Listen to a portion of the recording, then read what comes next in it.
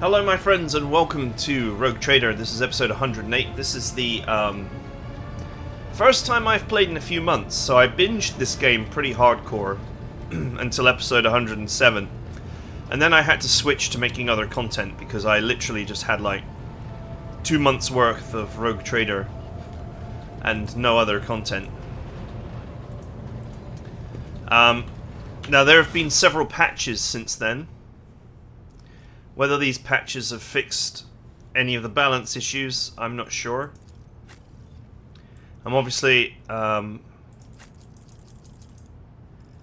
just finished chapter 3, so there's a great deal to do.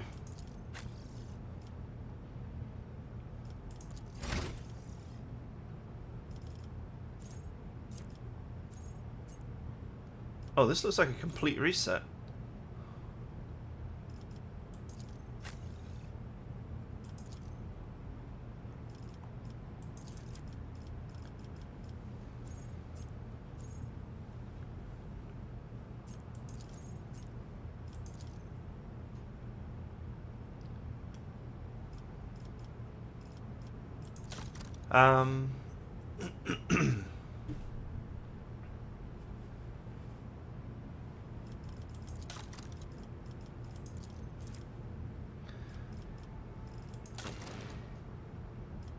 Was I working on her?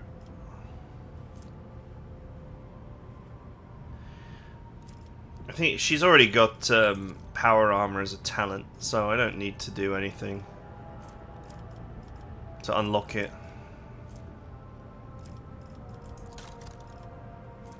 Even though she doesn't meet the actual requirement for it.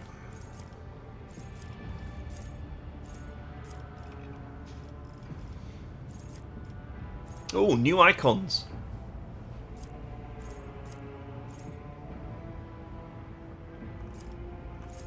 For some things, anyway.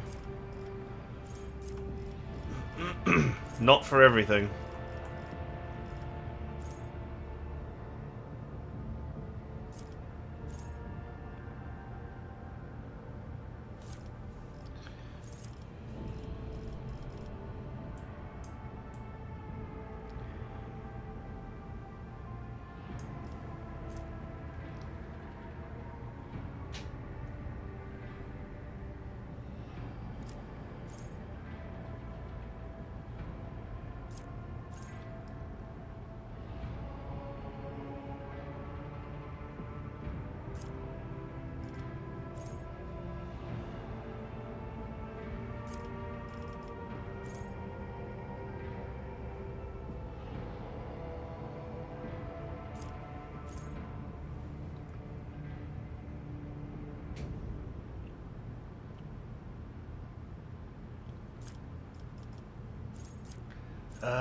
We're like really running low on good things to choose right now.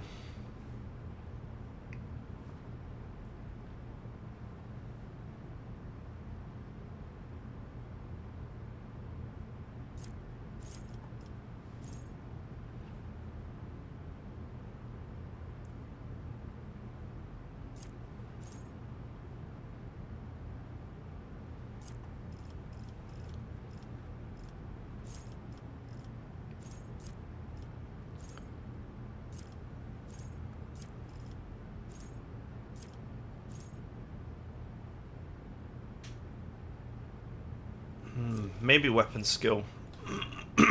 Just a... No, she's not really that good in melee, though.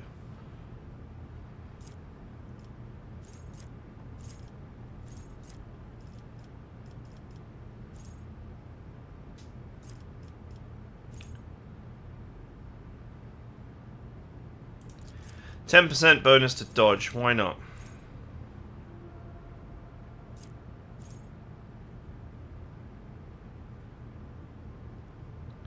I heard that I've heard that this stacks with bolter, in that bolts count as solid projectiles, so I'll go with that.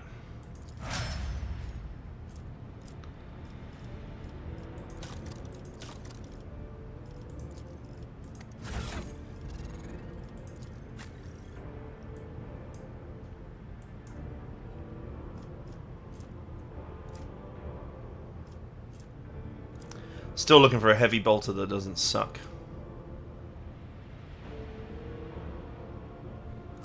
I wonder if there's been some other little icon upgrades.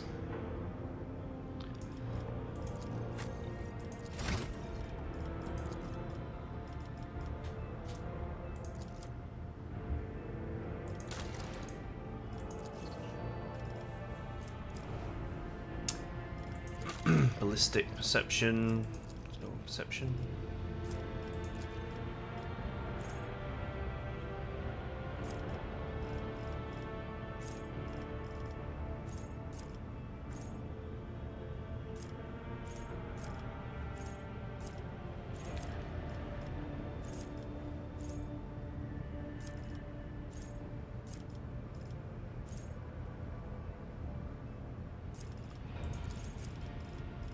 I'll add that.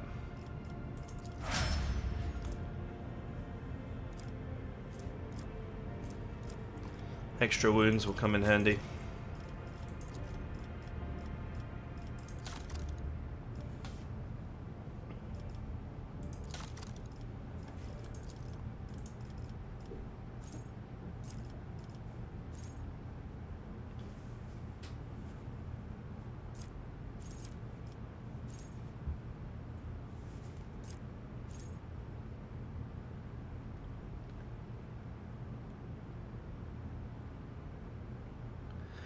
Permanently gains 15% to cover penetration. Not so hot for a guy who uses a melee weapon all the time.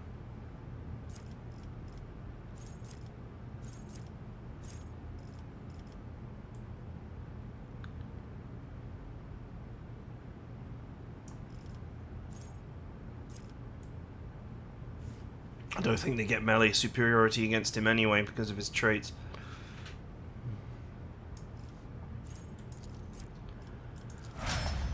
Go with swift movement.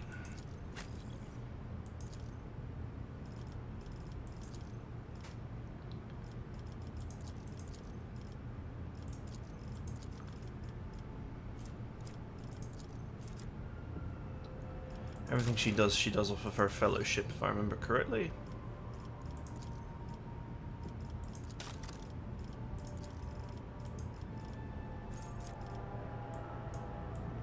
It's my skill monkey. But there's very little to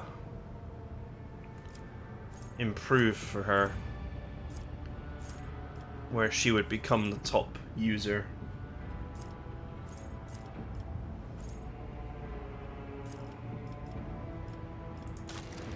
Yeah.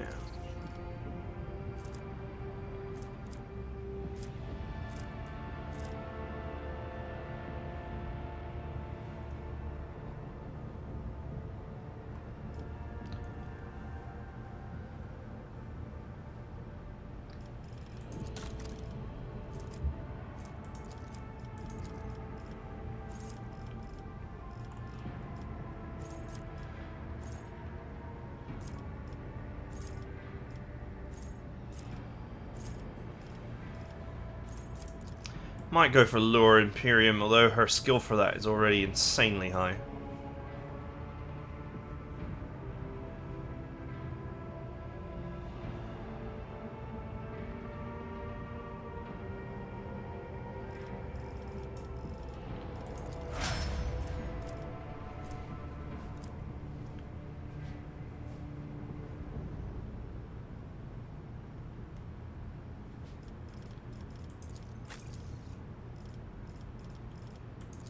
Okay, I'm not sure if I'm like making the perfect decisions here, but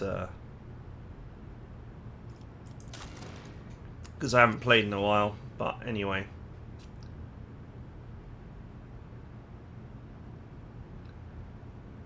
and everything is based off of her willpower, if I remember correctly.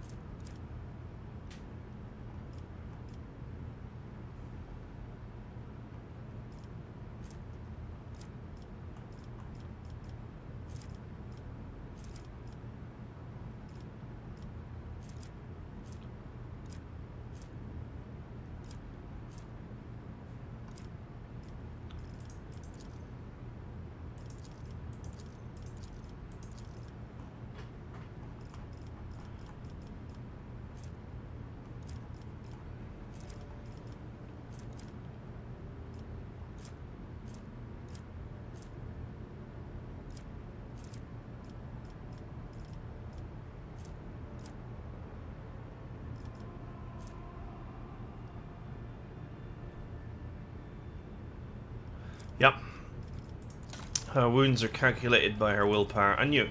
I kind of knew it. Just getting back into the game after such a long break, but I had to put it down because, as I said before, I had so much Rogue Trader content and nothing, you know, no other content at all. So it was just kind of like, this is the problem with playing incredibly long games. I think I have all of the navigator skills now.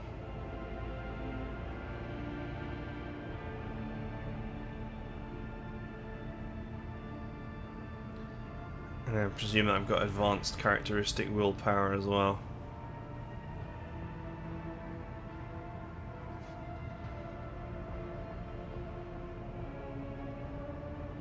No, wait. That's a thing for skills only.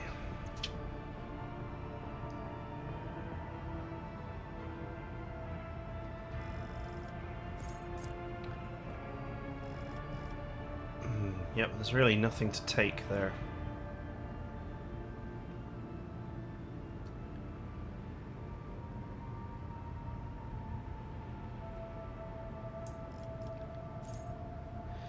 %10 bonus dodge or extra hit points? Probably both at some point. 160 hit points is absolutely crazy.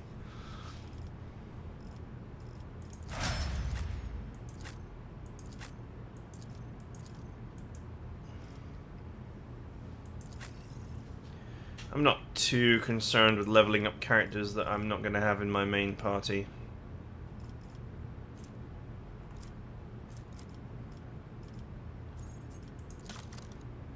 Wow, does he just go up by 10 every time?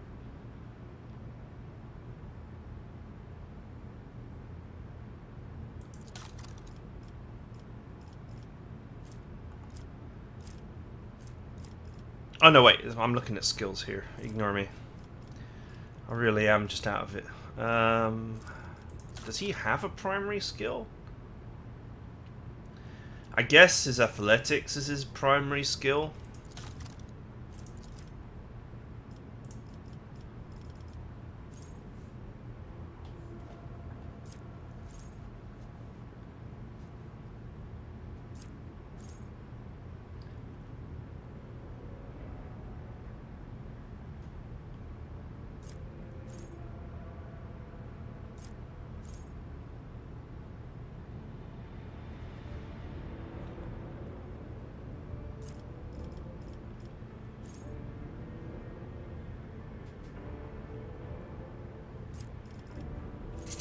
I was looking at this.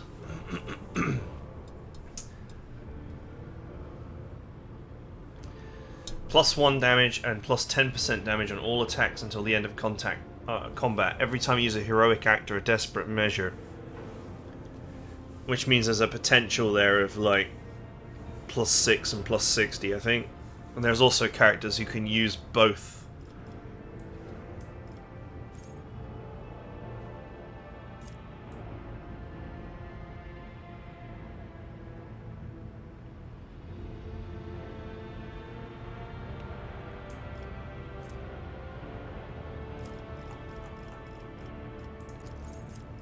Sure, why not? That might work out.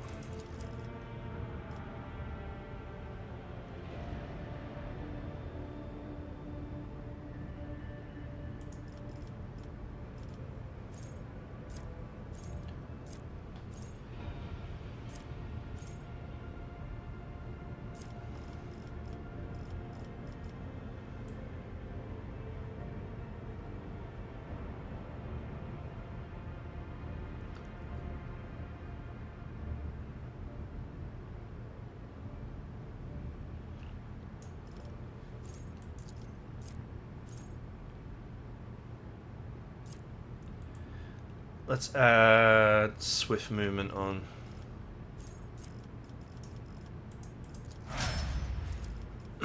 Should let him close in a little bit easier when needed.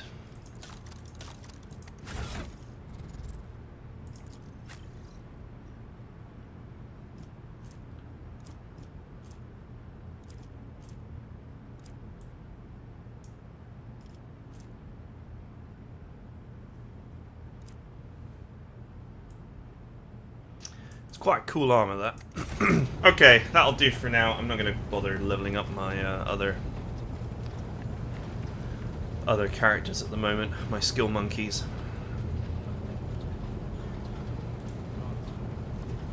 Should go around the deck and see if there's any more plot to be had.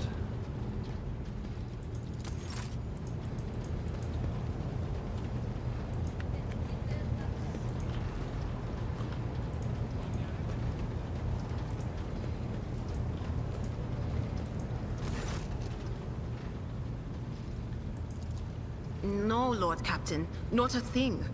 And I'm wandering from bay to bay scaring the crew.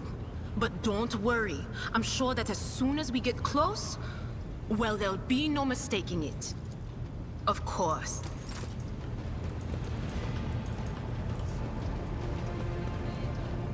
Wow, she's looking very... Talk. I trust your journeys were fruitful.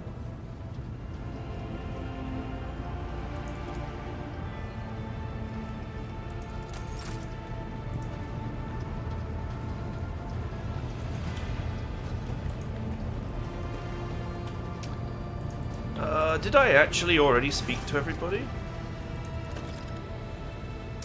Perhaps you'd be interested in a Vox transmission I intercepted not long ago, Lord Captain. The thoroughly encrypted message contained the coordinates of a landing site on a certain planet marked as rare cargo. Not being able to uncover anything else, but believe the encryption was intended for those who are involved in the unsanctioned trade activities.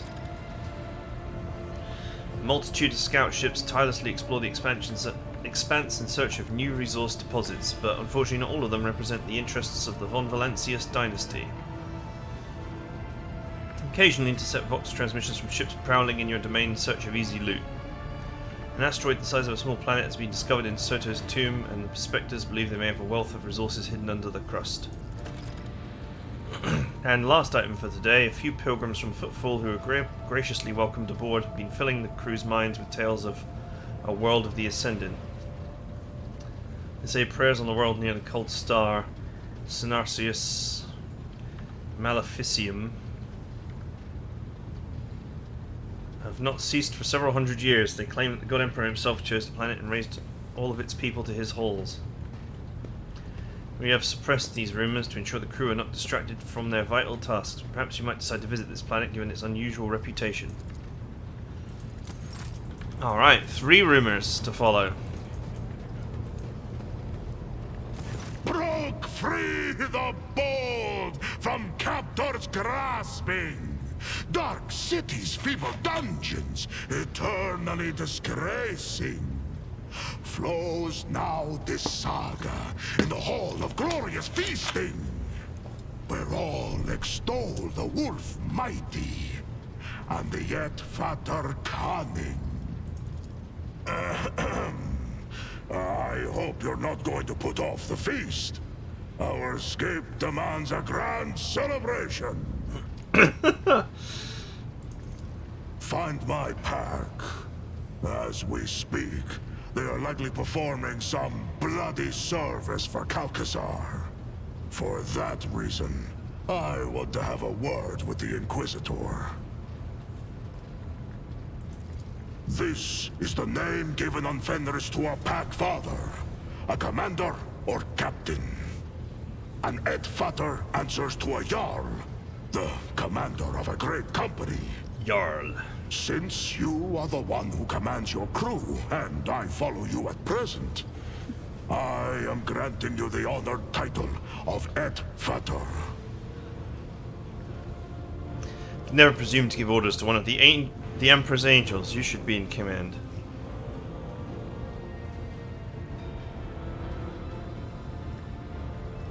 I wonder what happens if you say that.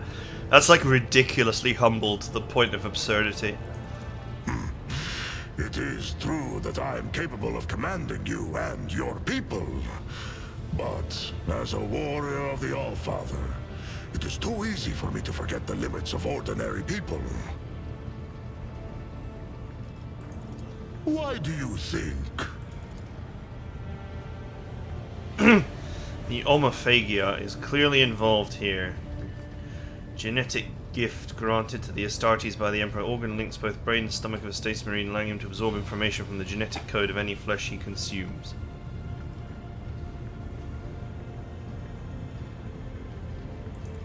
You are very well informed. Far more than a common mortal ought to be.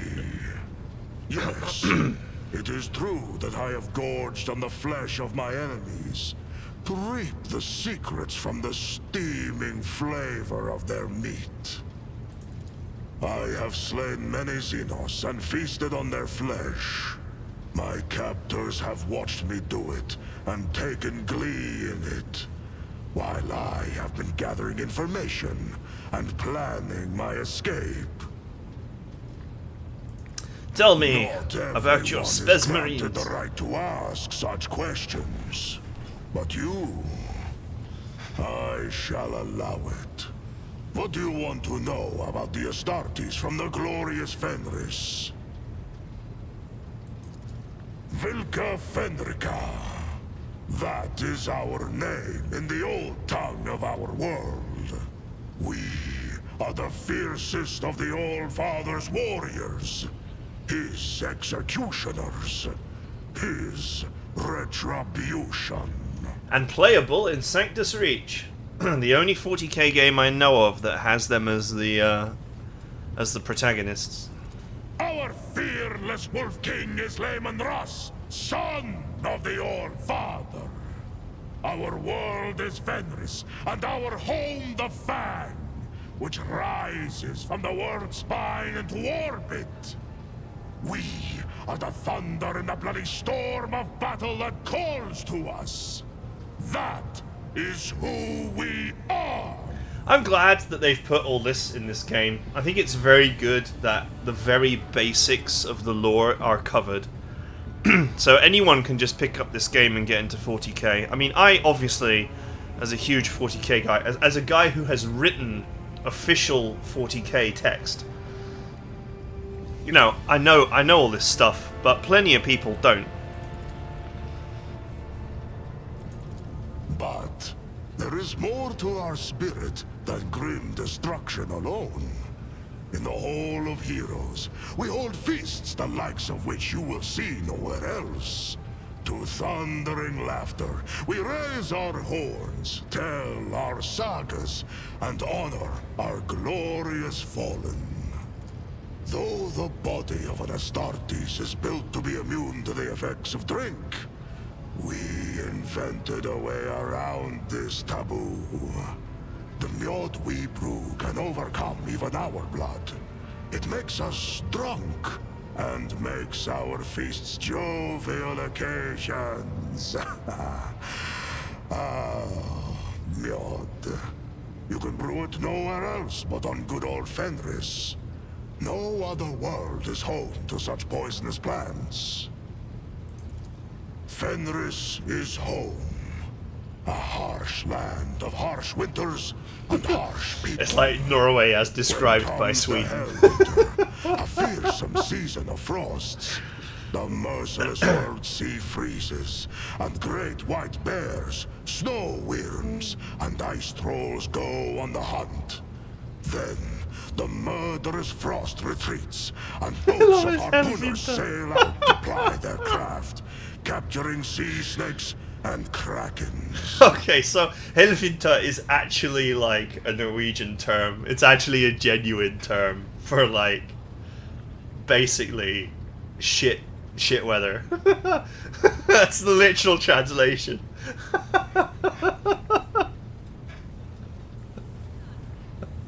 There's another my wife would be able to explain it. There's another meaning behind this, which is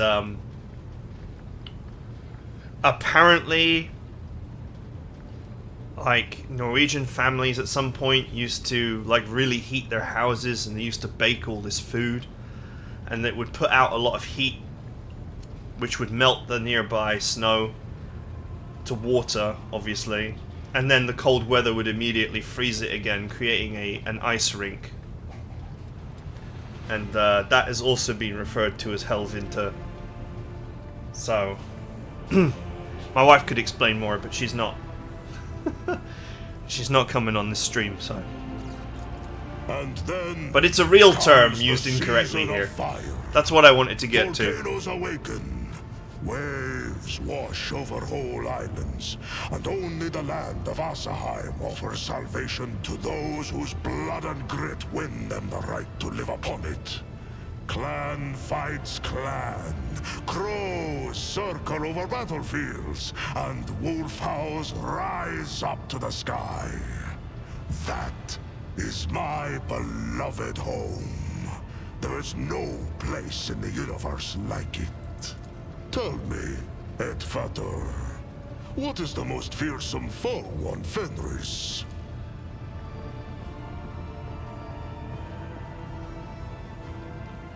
Oh, I failed my lure test. I guess I should have put the stat items on.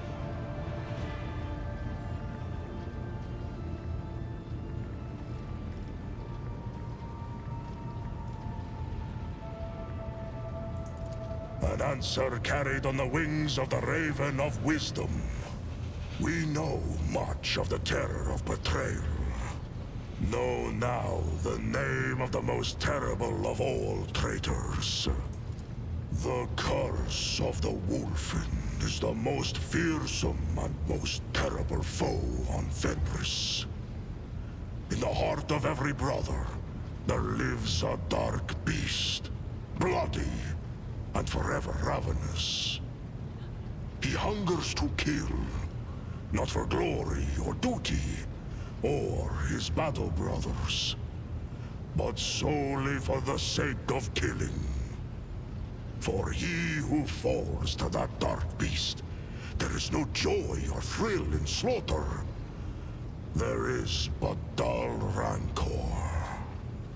It's kind of funny, actually, because this is the same problem that Sanguinius and the Blood Angels have got, except for them it's way worse.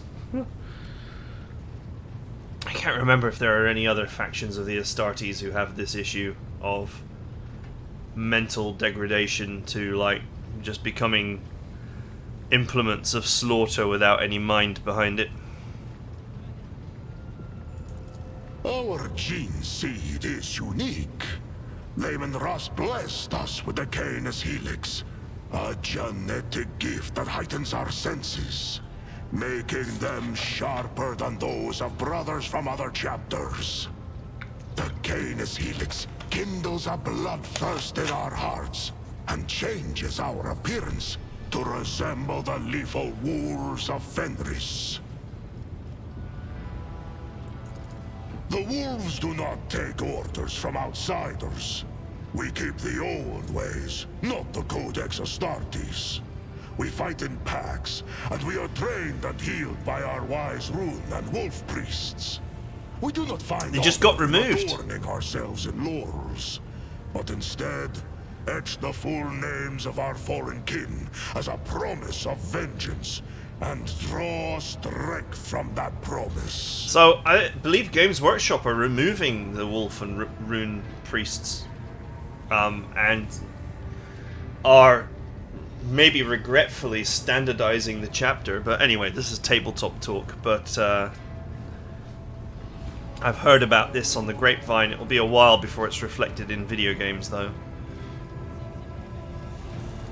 We believe in the great wolves, in the deadly black men, and fierce Drakan the Thunderwolf, in redoubtable Hagar the Mountain Wolf, and in the blooded hunter, in the wolf that stalks between stars, who follows us wherever we may go, and in the uncanny two-headed Morkai, guard of the realm of the dead. Only the great wolves show us their favor. The others are more malign, but each teaches us a lesson. For that, we praise and honor them. Does that mean you don't believe in the immortal The Emperor? All-Father is not a god. He is the best of all humans, our perfect forebear. His blood flowed through the veins of Lehman Ross, and Ross's blood flows in me. Does that make me a god? My respect for him has no end, and I am ready to die for him. But what place does faith have here? Is the All-Father like the massive Iron Wolf, whose every tuft of fur forms a mountain on the surface of Fenris? Or is he as enormous as the Sun Wolf, which rises to hunt every morning and fills our world with light? The All-Father is not a god, but the highest of humanity. Ordinary humans struggle to grasp this. But we, his warriors and offspring, remember the truth.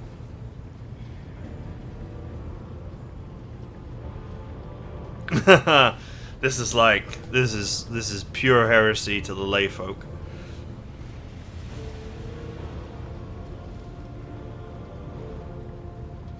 Different faith, but the same old idiocy.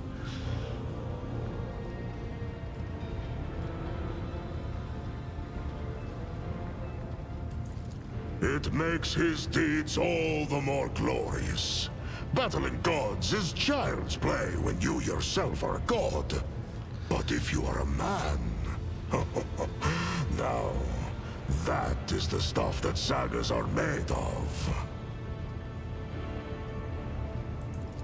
Lacan the Ruined Wolf once shared the mysteries of the healing potions and the secrets of magic sagas.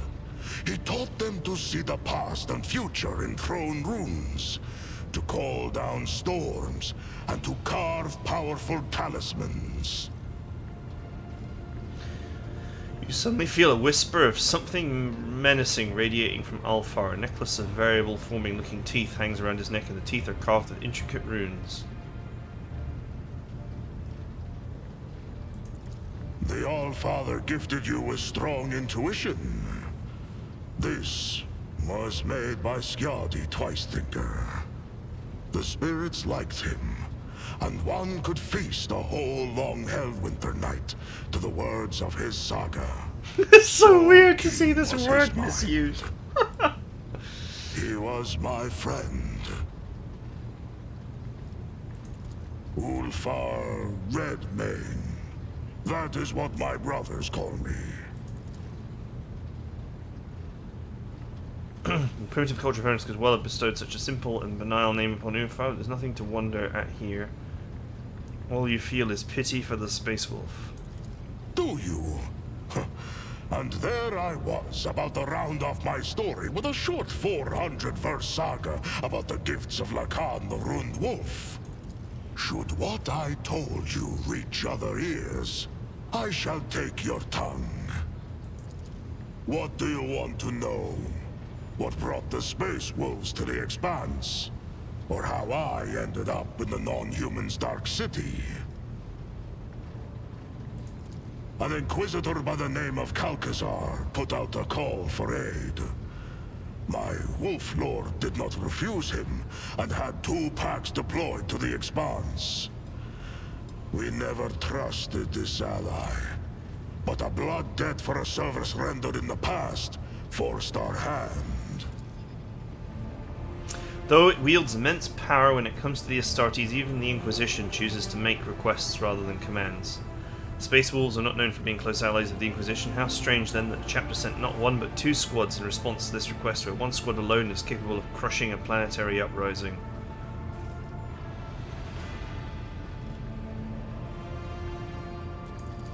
Insightful.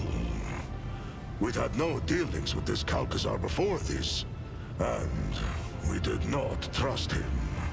2 packs meant twice as many eyes to watch out for his games and schemes. And then... the Coronis Expanse is a wild hunting ground teeming with prey. And the Space Wolves will be the first to turn its snow scarlet. The Jarl decided to send the most indomitable hunters who hunger for honor and bloodshed. 1 pack would have fulfilled its duty for the sake of pride, but 2 would seek to outdo each other for the sake of glory.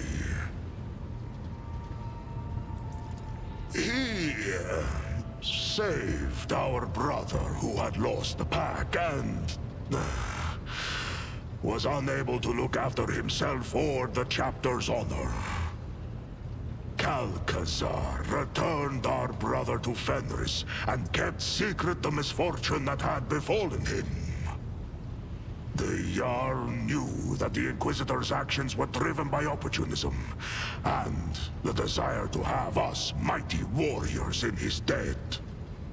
But honor forced him to be hospitable to the stranger, and swear an oath of friendship. The Inquisition. Pah! Rats! Scurrying around the Allfather's house and ruling it in the Master's absence. Cowards they are. The last into battle, but the first on any war council. We saw what they were worth in the months of shame. You know the story. After the First War of Armageddon, in which the Space Wolves and forces of Armageddon forced a terrifying incursion of the Arch-Enemy, the Inquisition ordered that the heinous event be covered up and the planet's mortal defenders be thrown into labor camps and sterilized. The Wolves defended their erstwhile comrades and evacuated many people to Fenris. The confrontation ended in a bloody massacre, and the courts of the Inquisition have not appeared in Fenris' system ever since.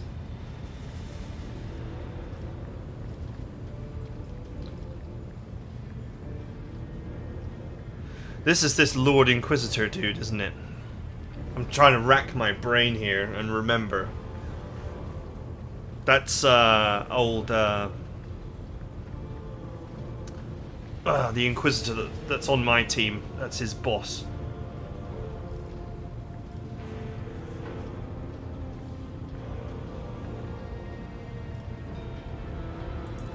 We also decided to be cautious. His words flowed like honey, and he seemed an honorable man.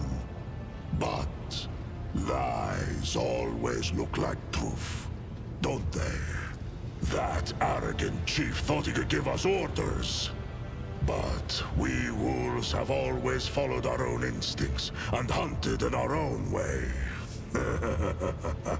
I wager that boiled his blood. What do you know of his plans and objectives? In warm furs, the old man does shroud his body. In cloaks of secrets woven, shrouds the sly man his plans. To know his dire purpose, swallow not the words of poison, but his gristle. He plans to eat him to find out. Ha! That's pretty funny. We had gone on a raid for Xenos prisoners and fell into a trap. We had no war machines to support us, and some of our squad were wounded, so we were forced to retreat. I ordered my battle brothers to leave, but I remained behind to meet our guests. I do not know how many of the feeble wretches I slew, but I would have killed even more had their towering piles of bodies not hindered me in combat. They wounded me and captured me. They froze the joints in my armor. When they dragged me to their ship, 2 of my battle brothers descended up the Xenos and tried to free me. An insane plan, but it almost succeeded. Almost. And so there were 3 of us taken captive. And then there were 2. And then I was alone once again. They fell with honor. Their saga is one I will not sing to you. You have spilled no blood with them, nor shared with them meat unmilled. Their spirits might be outraged if they knew I had sung of their deeds to a stranger.